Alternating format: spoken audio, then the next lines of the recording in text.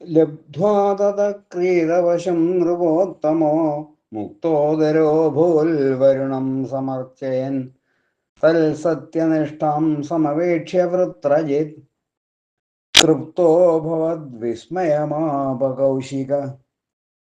തുടർന്ന് വിലയ്ക്ക് വാങ്ങിയ യാഗപശുവിനെ നേടിയിട്ട ആ രാജശ്രേഷ്ഠൻ വരുണനെ അർപ്പിച്ച് മഹോദര രോഗ വിമുക്തനായി.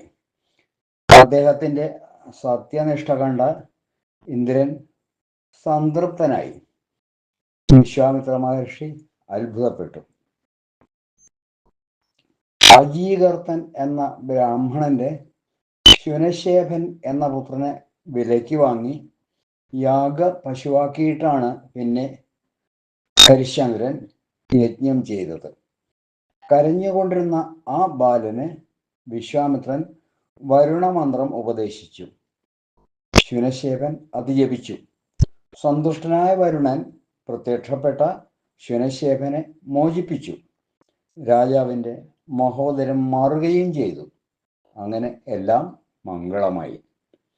അതിപ്രസിദ്ധമായ ഹരിശ്ചന്ദ്രന്റെ സത്യനിഷ്ഠ കണ്ട വിശ്വാമിത്ര മഹർഷി അത്ഭുതപ്പെട്ടുപോയി.